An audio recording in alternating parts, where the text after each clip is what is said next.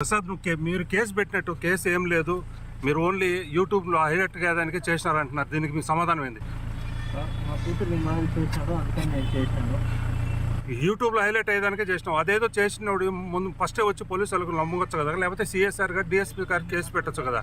First నిర్మాణం చేసినాము, చేసిన తర్వాత అది నా బిడ్డకు బాగా తట్టుకోలేక చేశాను. Breaking news. అన్నమయ్య జిల్లా కొత్త మంగంపేట హత్య కేసులో నిందితులను కోడూరు పోలీసులు అదుపులోకి తీసుకున్నారు. కువైట్ ప్రసాద్ తో పాటు అతని భార్యను, ప్రసాద్ కు సహకరించిన మిత్రుడిని కూడా అరెస్ట్ చేశారు. మరికొద్దిసేపట్లో వారిని రిమాండ్కు తరలించనున్నారు. వైద్య పరీక్షల నిమిత్తం ఇప్పటికే కోడూరు ప్రభుత్వ ఆసుపత్రికి తరలించారు. అక్కడి నుంచి కడప సెంట్రల్ జైలుకు నిందితులను తరలించనున్నట్లు సమాచారం.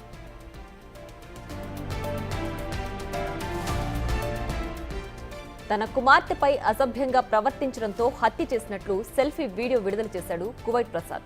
కువైట్ నుంచి తిరిగి రాగానే ఓబులవారిపల్లి పోలీసులు అదుపులోకి తీసుకున్నారు.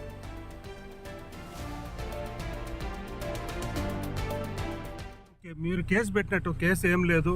మీరు ఓన్లీ యూట్యూబ్లో హైలైట్ కాదానికే చేసినారంటున్నారు. దీనికి మీ సమాధానం ఏంది? మా కూతురు నిర్మాణం చేశాడు, అందుకని నేను చేశాను.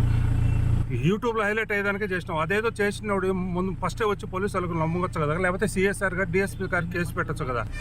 ఫస్ట్ నిర్మాణం చేసినాము, చేసిన తర్వాత చేయాల్సి వచ్చింది సార్. అదే నా బిడ్డకు బాగా తట్టుకోలేక చేశాను సార్. ప్రసాద్ మీరు అంటే మరింత సమాచారం మా ప్రతినిధి మధు అందిస్తారు. మధు, చెప్పండి. ఓబులవారిపల్లి కేసులో ప్రస్తుతానికి ప్రసాద్ ని, అలాగే వాళ్ళ వైఫ్ ని, వాళ్ళకి సహకరించిన మిత్రుడిని కూడా అరెస్ట్ చేశారు కదా. వైద్య పరీక్షల నిమిత్తం ఇంకా ఎంతసేపు ఉండే అవకాశం ఉంది? రెండు రాష్ట్రాల్లో సంచలనం రేపిన ప్రసాద్, ఎవరైతే కోవిడ్ ప్రసాద్ హత్య చేశారో ఆ ఘటనకు పోలీసులు, కోడూరు నియోజకవర్గ పోలీసులు అయితే తెరదింపినట్లయితే తెలుస్తుంది. నిన్న ఉదయం 3 గంటల సమయంలో చెన్నై ఎయిర్పోర్ట్ సమీపంలో భార్య భర్తని, అలాగే అతనికి సహకరించిన ప్రసాద్ మిత్రుడిని అదుపులోకి తీసుకున్నట్లయితే తెలుస్తుంది. వీరి ముగ్గురిని ఈ రోజు 11 గంటల 12 గంటల సమయంలో రిమాండ్ కు ప్రవేశపెట్టారు. రిమాండ్ అనంతరం వైద్య పరీక్షల నిమిత్తం కోడూరు ప్రభుత్వ ఆసుపత్రికి అయితే తరలించారు. కోడూరు ప్రభుత్వ ఆసుపత్రిలో వైద్య పరీక్షించిన అనంతరం అక్కడి నుంచి కడప సెంట్రల్ జైలుకి తరలించే అవకాశం ఉన్నట్లయితే తెలుస్తుంది. అయితే ఈ హత్య జరగడానికి గల కారణం నా కూతురు పైన అసభ్యకరంగా తాత వరుస అయిన వ్యక్తి ప్రవర్తించాడు కాబట్టి నేను తనని హత్య చేశాను, అలాగే నా కూతురు చాలా బాధపడుతూ చెప్పారని చెప్పే ఉద్దేశంతోనే ఈ హత్య చేసినట్లయితే ప్రసాద్ పేర్కొంటున్నట్లు. Right Madhu, thanks for the updates.